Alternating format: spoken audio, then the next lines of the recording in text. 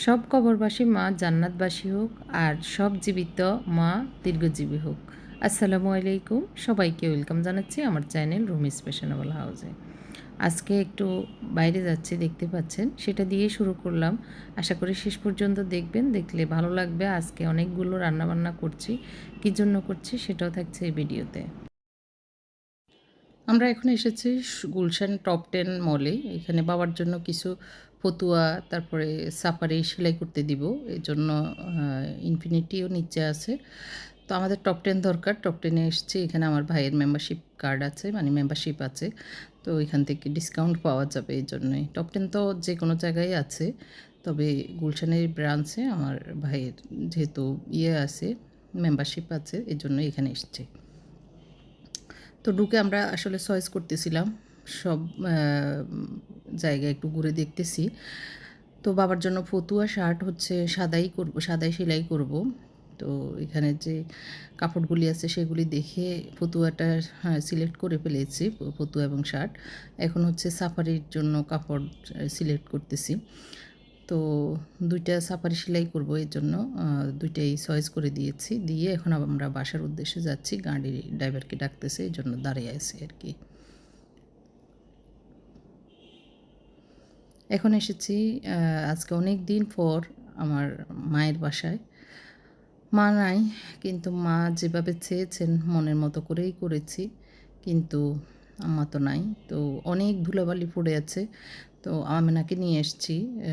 ও এখন বিকেলবেলা আর কি। আমেনা একটু পরিষ্কার করবে। আমার যে কাজ করে ওই এখানেও করে, এই বাসায়ও। তো বাবা ছিল না, আবার আমিও ব্যস্ত ছিলাম। অনেক দিন হলো আর ঢুকাই হয়নি বাসায়। তো আজকে একটু পরিষ্কার করা হবে, এই জন্য দেখতেছি। আর ওইদিকে আমার মানে ভাবিদের রুমে একটা ড্রয়ার ছিল।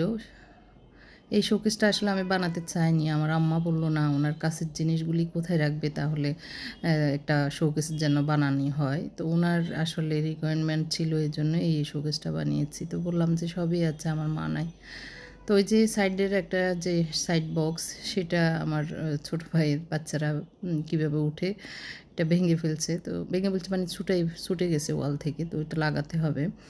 তো যে ভাইয়া এসেছিলো, এর মাঝখানে চাদর টাদর বিছানো ছিল, তো এগুলো উঠে ধোয়া টোয়া হবে। এখন মানে একটু ক্লিন করছে আমেনা, এই আর কি। আমি একটু দেখছি।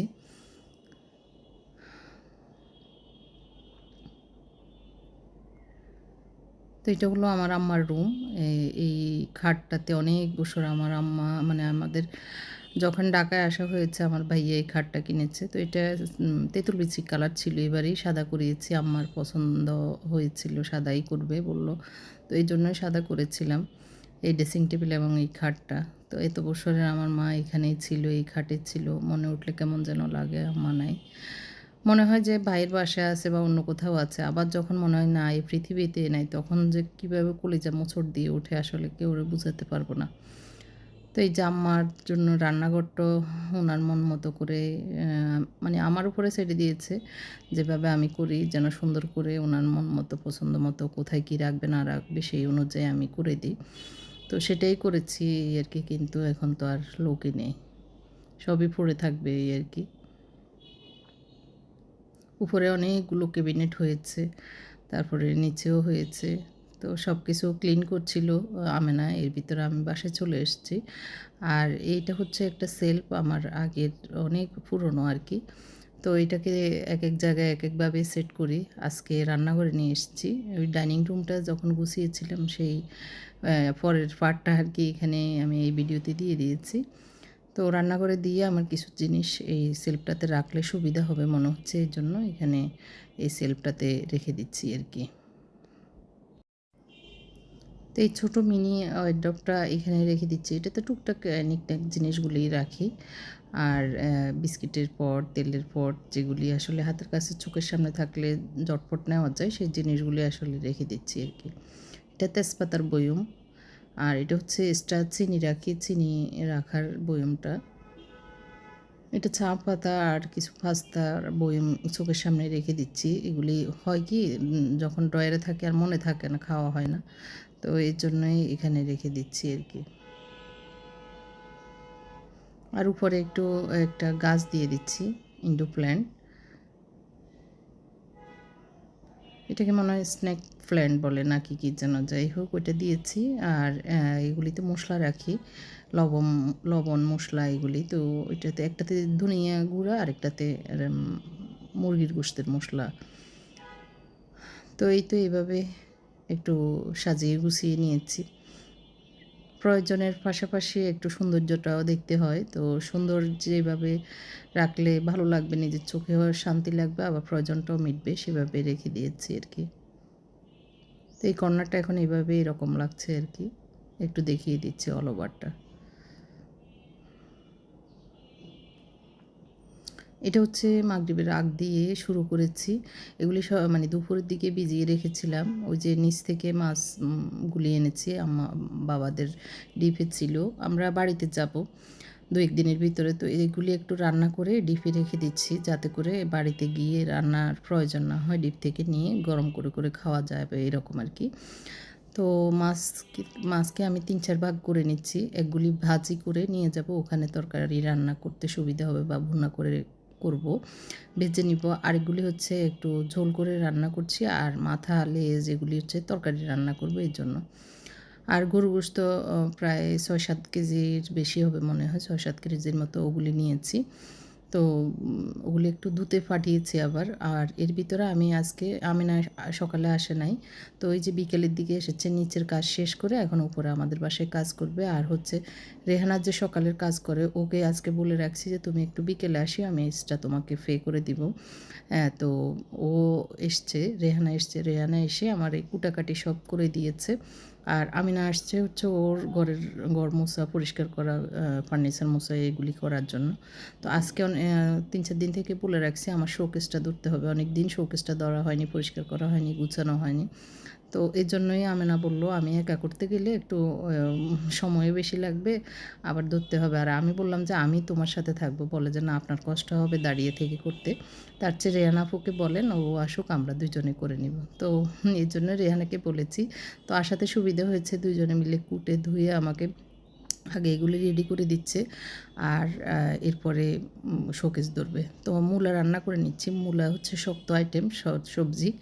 তো ডিপে বক্সে রেখে দিলে মূলাটাও পরে বের করে চুলায় জাল দিয়ে নিলে হয়ে যাবে, গরম করে নিলে হয়ে যাবে, খাওয়া হবে। তো মূলা দিয়ে মাছের মাথা টাথা দিয়ে রান্না করব, ওই জন্য ওইটা আলাদা করে নিচ্ছি। আর যেগুলি মাছ ঝোল করে রান্না করব সেগুলি আমি সব কিছু দিয়ে টিয়ে ওইটা রেডি করে নিচ্ছি আর কি। আর যেগুলি ভাজি করব সেটাতে হলুদ মরিচ লবণ দিয়ে দিচ্ছি। আর আমাকে বললাম তুমি একটু তেলে বসিয়ে দাও। আর এগুলি আমি একটু সরাই নিই আর কি। হলুদ মরিচ লবণ আর পেঁয়াজ রসুন, এই তো এই ৩-৪টা মশলা দিয়ে আমি রান্নাটা বসিয়ে দিচ্ছি। একটু কুচি করা রসুনও দিয়েছি, কাঁচামরিচ দিয়েছি আর কি। আর টমেটো ডিপে ছিল, ওগুলি একটু বের করে নিয়েছি। যেহেতু মাছ বেশি আছে এই জন্য টমেটো একটু বেশি দিয়েছি। একটু সরিষার তেল, একটু সয়াবিন তেল, দুইটা দিয়েই বসিয়ে দিচ্ছি। একটুখানি পানি দিয়ে দিব কষানো হওয়ার জন্য। তো ওই চুলায় হচ্ছে গরু গোশত রান্না করেছিলাম গতকালকে, তো সেটা সরিয়ে মাছটা বসিয়ে দিচ্ছি। আর এখন আমি গরু গোশতটাও বসিয়ে দিচ্ছি একসাথে মাখিয়ে আর কি। আদা রসুন ছিল না আজকে, এইসব রান্না করতে আসছি, আদাও নাই রসুনও নাই। তো এখন আবার এই এত বড় কাজের ভিতরে আবার এটাও করতে হচ্ছে। আদা রসুন দিয়েছি, হলুদ মরিচ লবণ দিয়েছি। এখন দিয়ে দিব রাঁধুনি মাংসের মশলা আর রাঁধুনি গরম মশলা। এখানে আস্ত আমি এলাচ দারচিনি দিয়ে দিচ্ছি একটু। সরিষার তেল সয়াবিন তেল দুইটাই দিয়ে দিচ্ছি। তো এর ভিতরে রান্না করতে করতে অনেক পাতিল বের হয়, সেগুলি ওরা ধুয়ে দিচ্ছে। তো আমি না মাছ ভাজি করতেছে, তখন আমি দেখতেছি নিচে পুড়ে যাচ্ছে। ওকে বললাম তোমাকে দিলাম, আমি এইদিকে মনোযোগ দিয়েছি, এই জন্য তুমি পুড়ে ফেলতেছো এই আর কি। তো বললো যে না, এক পাশ হয়েছে, আর এখন আগুন একটু বেশি ছিল এই জন্য। ওই যে এখন আমি মাছটাও বসিয়ে দেওয়াতে ওইটা একটু আগুন কমিয়ে একটু কষানো হওয়ার পরে জল দিয়ে দিব। পেঁয়াজ দিয়ে দিয়েছি গরু গোশতে। এখন মাছটা হয়ে গেছে এর ভিতরে। আর মাগরিবের আজান দিয়েছিল, আমি এর ভিতরে নামাজও পড়ে এসেছি। আর ওই দিক দিয়ে একটু ফ্রাই প্যানে যে মাছ ভাজি করে নিয়েছিলাম সেই ফ্রাই প্যানে সেই তেলে আমি একটু মূলাগুলি রান্না করছি আর কি। তো রসুন পেঁয়াজ সেগুলি দিয়ে দিচ্ছি। এই যে মাছগুলি ভাজি করে এই বক্সে নিয়ে যাব একসাথে, এই জন্য ওই বক্সে দিয়ে দিয়েছি। টমেটো নিয়ে দিয়ে দিচ্ছি, গোশতেও একটু দিয়ে দিয়েছি, আর ওই যে মূলাতে দিব এই জন্য একটু পানি দিয়ে তারপরে মশলাগুলি কষিয়ে নিচ্ছি। গরু গোস্তগুলি ভালো করে মেখে তারপর আগুনটা ধরিয়ে দিয়েছি। আর এই তো মশলাগুলি কষানোর পরে মাছটা দিয়ে দিয়েছি, একটু ভালো করে কষিয়ে নেব। আর মানে ফ্রাই প্যান থেকে আমি বড় পাতিলে নিয়ে নিব, কারণ এই ফ্রাই প্যানে তেল ছিল, এই জন্য তেলের ভিতর মশলাগুলি কষিয়ে নিয়েছি। এই যে ওরা শোকেসের কাজ করছে আর আমি রান্না করছি কথা বলতে বলতে ওদের সাথে। তো রান্নার ঘরের অপোজিটে তো শোকেস, তো একজনে উঠিয়ে দিচ্ছে, আরেকজনে মুছে রেখে দিচ্ছে, নামিয়ে দিচ্ছে, মুছে দিচ্ছে, এরকম করে ওরাই করছে। আমি আর ধরতে হয়নি, দুজনে মিলেই করে নিয়েছে।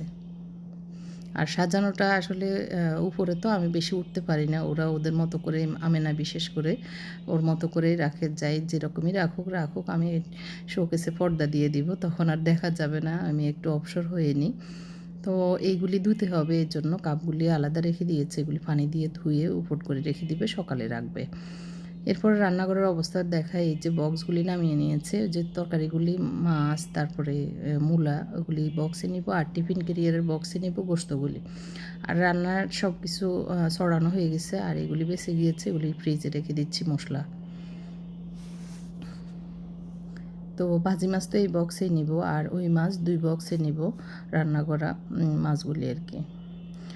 এখন এই যে কষানো হয়ে গেছে, এর ভিতরে আমি মাথা তারপরে যে মাছগুলি দিয়েছি সেগুলি উঠিয়ে নেব। মূলা তরকারি একটু শক্ত তরকারি, না হয় ভেঙে যাবে, অনেকক্ষণ হতে সময় লাগবে এর জন্য।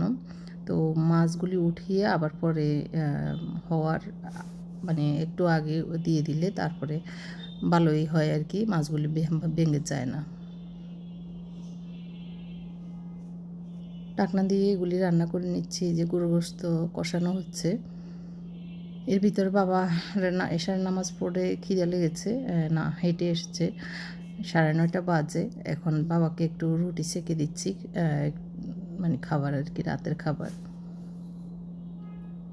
আর শোকেসটা এইভাবে মুছে টুছে ওরা, আমার সেনাবাহিনী 2 জনে চলে গেছে আরও আগেই, 8টা পর্যন্ত ছিল, 8টা 8:30 পর্যন্ত ছিল আর কি।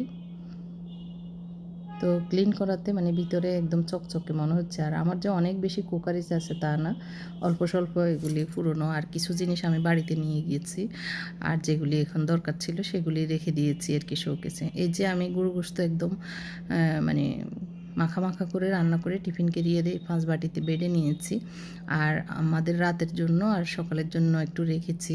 তো রাতের খাবারও শেষ, এখন 12টা বাজে, এগুলি ঠান্ডা হয়ে যাওয়ার পরে আমি এখন রেখে দিচ্ছি। আর ওই যে অন্যান্য যে তরকারিগুলি সেগুলি ওই বক্সগুলোতে রেখে দিয়েছি, আর এটাতে সেদ্ধ আম মানে পাতলা করে কুটে সেদ্ধ করে রেখে দিয়েছি, পরে ঠিক করব। এখন ডিপে রেখে দিচ্ছি, এগুলি বাড়িতে যাওয়ার সময় নিয়ে যাব। আজকে হচ্ছে বৃহস্পতিবার, বিকেল থেকে রসুলের দরুদ পাঠ করা অনেক বেশি উত্তম। শুধুমাত্র সাল্লাল্লাহু আলাইহি ওয়াসাল্লাম বললেও হবে। এই সাল্লাল্লাহু আলাইহি ওয়াসাল্লাম 1000 বার যদি পড়া যায়, অনেক বেশি সওয়াব, আগামী দিন পর্যন্ত পড়তে পারেন। বৃহস্পতিবার থেকে শুক্রবার পর্যন্ত যত বেশি দরুদ পড়া যায় ততই সওয়াবের কাজ আর কি। তো আমরা চেষ্টা করব দরুদটা বেশি বেশি পড়ার বৃহস্পতিবার থেকে। তো আজকের ভিডিওটি কেমন লেগেছে কমেন্ট করে জানাবেন। যারা যারা আমার জন্য দোয়া করেন আপনাদেরকে অনেক অনেক শুকরিয়া। আল্লাহ পাক আপনাদেরকেও ভালো রাখুক, আমাদের জন্য দোয়া করবেন। এখানেই শেষ করছি। আল্লাহ হাফেজ।